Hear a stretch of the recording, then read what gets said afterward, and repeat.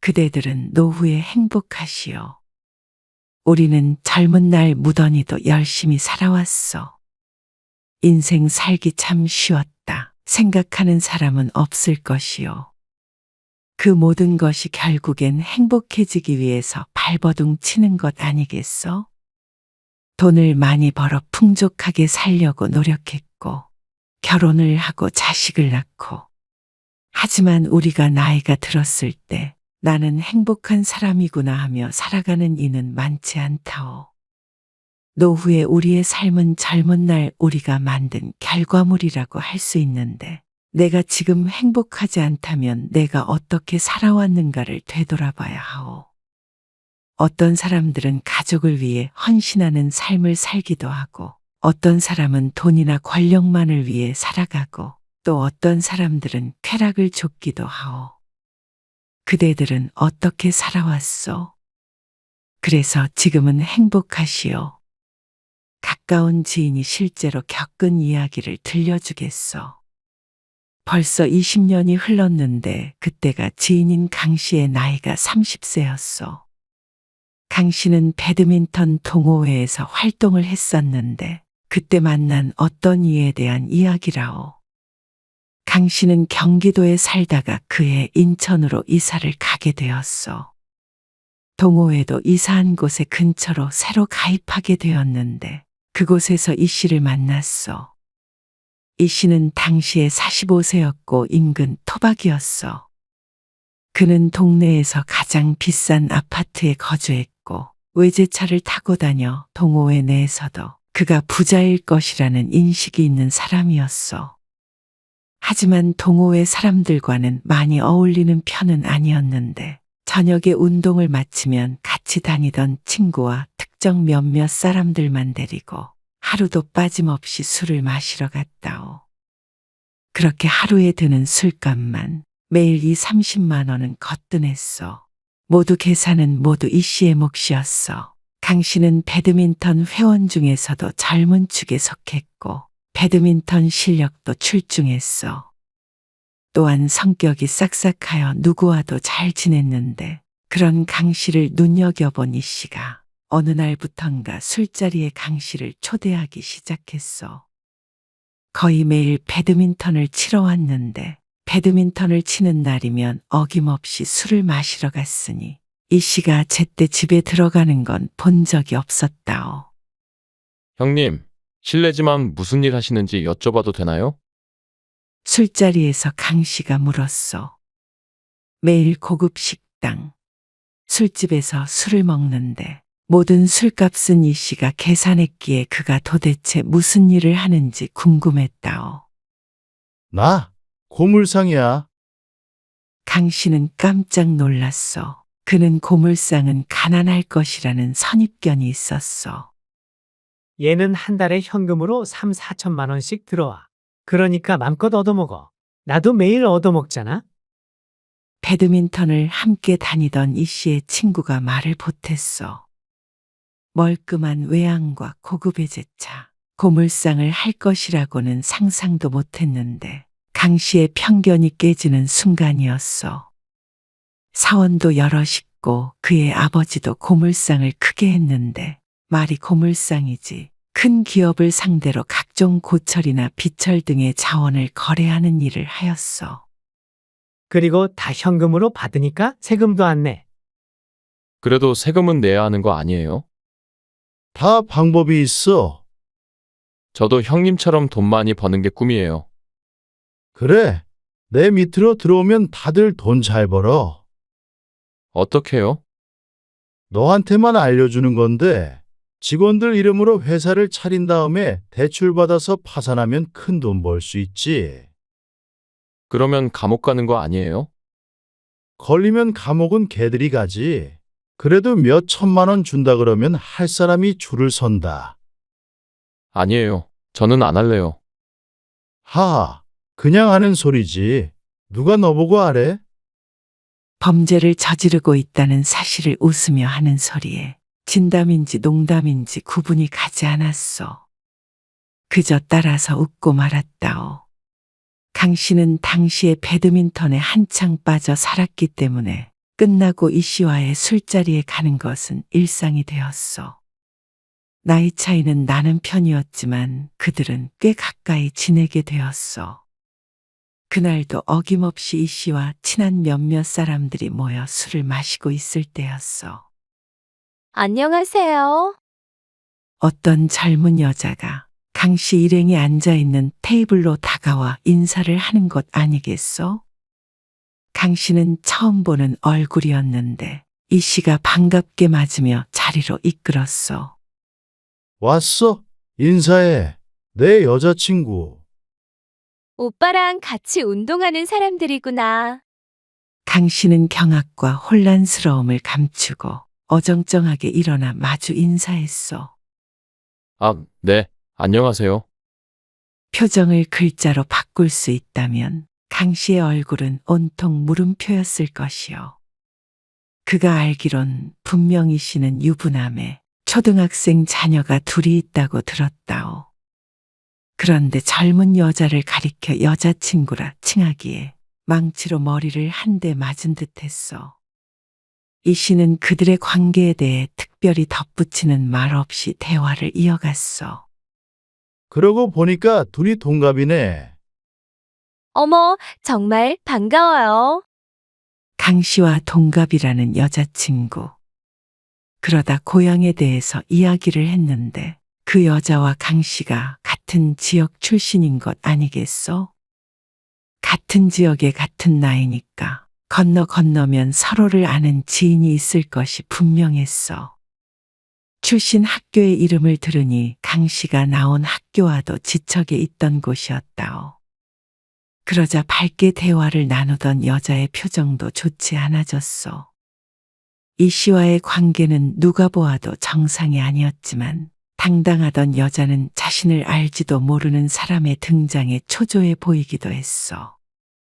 그렇지만 이러쿵 저러쿵 말할 입장도 못 되기에 강 씨는 모른 척 대화를 이어나갔다오. 그러고서는 한참 후 그 여자는 먼저 자리를 떴는데 이 씨와 그의 친구가 웃으며 하는 소리에 기가 막혔어. 요즘 너무 집착해서 그만 만날까 생각 중이야. 용돈도 주고 있는 거야. 어린 여자 만나려면 당연히 줘야지. 그러면서 낄낄거리는 것을 보자 술자리에 대한 회의감이 들었어. 자연스레 집에서 그를 기다릴 이 씨의 아내와 아이들을 상상하게 되었어. 모르긴 몰라도 가정이 순탄하진 않을 듯한 느낌이 들었다오. 재수 씨랑 애들이랑도 시간 좀 보내고 해라. 우리 애들은 지 엄마밖에 몰라. 나랑 안 놀려고 하지. 타인이 보아도 왜 그런지 알 것 같았어. 1년 내 결혼을 계획하고 있던 강 씨는 큰 충격을 받았어. 결혼 생활이란 게 이런 것인가 하는 생각도 들었고 그 자리에 앉아 있는 자신도 왠지 공범이 된 듯한 기분에 찜찜하기도 했어. 그날 이후로 몇 번 이어졌던 술자리에는 종종 여자친구라는 사람이 나타났어. 강 씨를 껄끄러워하던 것은 옛날 일이고 자신과 15살 차이 나는 남자 옆에 앉아 즐거운 듯한 모습이었어. 그러다가 어느 날 이 씨와 강 씨가 둘이 식당에서 저녁 식사를 하고 있었는데 마침 근처에 이 씨의 아내와 아이들이 있다며 식사를 같이 하자는 것이 아니겠어? 그렇게 이 씨와 자주 어울렸어도 그의 아내를 본 것은 처음이었는데 괜한 편견 때문인지는 모르겠지만 그녀는 깡마른 몸에 지쳐 보이는 듯한 인상이었어. 서로 인사를 하고 이야기를 나누면서도 강 씨는 좀처럼 대화에 집중을 하지 못했어. 졸지에 이 씨의 아내와 여자친구를 동시에 알게 된 셈이라 무척 죄책감이 들었다오. 이 사람한테 얘기 많이 들었어요. 요즘 자주 만나시잖아요.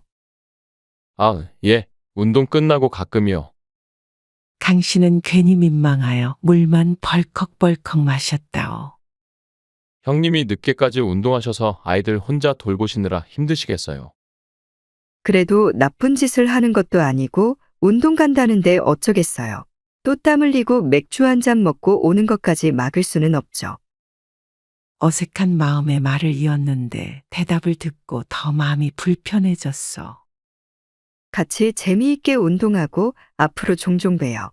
나도 집에 혼자 있으면 심심하니까 운동 끝나면 나도 좀 불러주고요. 네, 그럼요. 알겠습니다. 뭘 불러? 남자들끼리 술 한잔 하는 건데. 그렇게 식사가 끝나고 돌아오면서 이제 더 이상 이 씨와 사석에서는 만나지 않겠다고 다짐했어. 이 씨의 아내까지 만나니 자신도 외도에 가담한 것 같아서 죄책감이 들기도 했고 금묵자흑이라는 말도 있지 않소? 이대로 그와 가까이 지내다가는 자신까지 물들까 무서웠어. 그 뒤로도 이 씨가 종종 강 씨를 불렀지만 이런저런 핑계를 대고 거리를 두게 되었어. 그러다가 강 씨가 결혼을 해서 다른 지역으로 이사를 가게 됐어. 자연스럽게 멀어질 수밖에 없었다오. 그런데 이사를 하고 얼마 뒤에 이 씨에 관한 이야기를 전해 들었어. 사기죄로 감옥에 갔다는 소식이었어. 그때 우스갯소리로 했던 대출 이야기가 진실이었던 모양이었어. 그것이 잘못됐는지 감옥에 갔다는 말에 잠시 안타까운 마음도 들었어. 하지만 미리 예견되어 있던 일 아니었겠어? 그날의 얘기를 들어보면 한두 번 해본 것이 아니었던 것 같은데 그렇게 해서 쌓은 부를 자랑하고 다니던 것을 생각하면 억울한 일은 아닐 것이요. 그러고선 강 씨는 이 씨를 잊고 살았어. 긴 세월이 흘러 20년 정도 흘렀을 때 강 씨는 다시 인천으로 이사를 하게 되었어. 무슨 운명의 장난인지 단독주택을 수리하고 폐기물을 처리하기 위해 근처의 고물상에 전화한 강 씨는 이 씨와 재회하게 되었어. 세월이 세월인지라 처음에는 서로를 알아보지 못했다오. 강 씨는 50세가 되었고 이 씨는 65세가 되었어. 부티나게 인생을 즐기며 살던 이 씨는 허름한 행색으로 나타났는데 도저히 지난날의 그 사람이라고는 생각할 수가 없었어. 서로를 알아본 둘은 반갑게 인사했어. 형님, 어떻게 지내고 계십니까? 나는 아직도 고물상 하고 있지. 그냥 혼자 입에 풀칠하고 살아. 예전에는 이 씨가 직접 물건을 수집하고 다니는 일이 없었는데 이제는 당당했던 모습은 사라지고 폐기물을 줍는 노인이 되어 있었어. 형수님은 잘 계세요? 나도 모르지. 이혼한 지 오래됐어. 애들하고도 연 끊었고 혼자 살아. 사업도 애저녁에 망해서 이러고 산다. 어쩌다 그렇게 되셨어요? 그러게 감옥 가고 바람핀 거 들통나고 하던 일은 고꾸라지고 그냥 되는 일이 하나도 없었어. 재수가 없었지 뭐. 대출 사기를 안 쳤어도 고물상 일이 워낙 잘 돼서 잘 먹고 잘 살 수 있었을 텐데. 그리고 가정에 더 충실했다면 힘든 일이 있을 때 등 돌리지 않고 버팀목이 되어 주었을 텐데. 화려한 듯한 삶을 살았지만 그 끝이 눈앞에 보이는 이 모습이라니 씁쓸한 감정이 들었어. 또한 말년에도 자신의 삶이 왜 그렇게 됐는지를 깨닫지 못하는 그가 불쌍했어. 한편으로는 그와는 정반대의 삶을 산 강 씨는 그를 보며 안도를 했다오. 한때는 자신도 이 씨를 따라다니며 그런 술자리에 빠져서 살던 때가 있었는데 그의 행동들을 보고 똑같이 되지 말아야지 하며 다짐을 했던 것이 강 씨를 바르게 이끌어줬던 것도 같았어. 우리가 살면서 무엇을 추구하느냐에 따라서 인생의 방향이 결정돼요. 돈이 없으면 불행할 수는 있지만 돈이 많다고 꼭 행복한 것은 아니라오. 또한 나이가 어리고 생각이 짧을수록 물질적이고 육체적인 삶이 최고라고 여기고 나이가 들고 지혜가 자랄수록 정신적인 삶을 최고로 여긴다고 하였어. 그렇다면 나이가 들수록 지혜로워지고 진정한 행복을 추구할 줄 알아야 하는데 나이를 먹었다고 해서 꼭 현명해지는 것은 아니지 않소. 불행한 사람은 행복을 자꾸 바깥에서, 나에게서 멀리 떨어진 곳에서 찾소. 하지만 행복한 사람은 행복을 나와 가까운 곳에서, 집에서, 내 안에서 찾는다오. 나이가 들수록 물질적, 육체적인 것은 필히 멀어져 가오. 부질없이 떠나는 것을 붙잡지 말고 내 안에 머무르는 것에서 행복을 찾으려고 해보시오. 행복하지 않다면 남 탓하지 말고 내가 무엇을 바꿔야 행복해질 수 있을까에 집중해 보는 것이 어떻소? 바보 같은 인생을 산 남자의 이야기를 교훈 삼아 앞으로의 나의 삶을 옳은 길 위에 올려놓을 수 있도록 해보시오. 나는 나이 들수록 행복해지기 위해 노력하고 싶소. 그대들도 부디 그러하길 바라오.